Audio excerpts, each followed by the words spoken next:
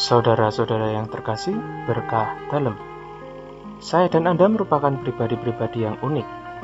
Artinya, masing-masing dari kita mempunyai keistimewaan yang diberikan oleh Tuhan.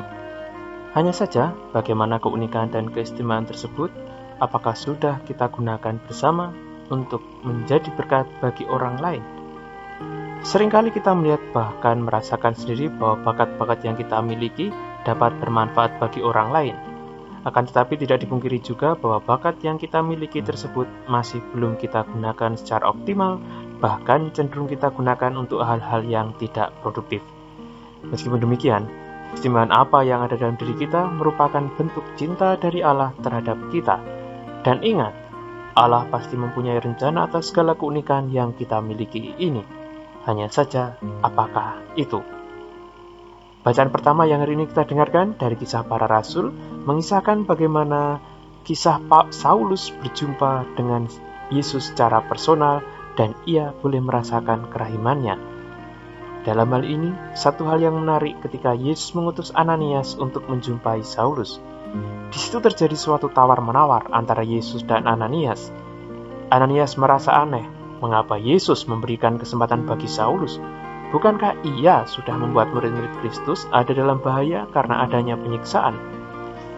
Yesus tidak menanggapi apa yang disampaikan Ananias, melainkan bersabda, "Pergilah, sebab orang ini adalah alat pilihan bagiku, untuk memberitakan namaku kepada bangsa-bangsa lain, serta raja-raja dan orang-orang Israel."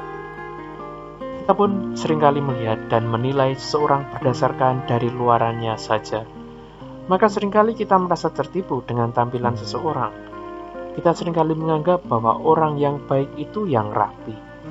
Padahal orang yang baik itu seringkali tidak mempedulikan tampilan luarnya. Kita tidak pernah melihat bahwa masing-masing dari kita mempunyai berbagai macam keunikan dan keistimewaan, yang dimana di situ Allah sudah mempunyai rencana dan rancangan bagi kita. Masing-masing dari kita tentu mempunyai kebaikan yang ada dalam diri kita. Meskipun seseorang pernah melakukan suatu tindakan kejahatan, baik yang separah apapun, tentu masih ada kebaikan yang ada dalam dirinya. Kita pun juga bukan manusia yang sempurna. Sebaik-baiknya apa yang sudah kita lakukan, tentu kita pun sudah pernah melakukan suatu tindakan dosa. Oleh karena itu, marilah kita mensyukuri segala kasih yang Tuhan berikan kepada kita. Kita gunakan kesempatan yang Tuhan berikan ini sebagai sarana untuk mewartakan kebaikan dan berkat kepada semua orang. Sebab di hadapan Allah, kita semua adalah makhluk ciptaannya yang istimewa dan berharga. Oleh karena itu, kita pun juga diajak berbuat macam ini.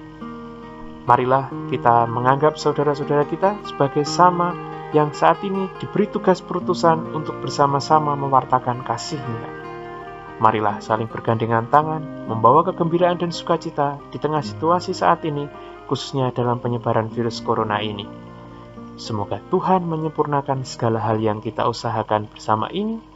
Tuhan memberkati langkah kita semua, berkah dalam.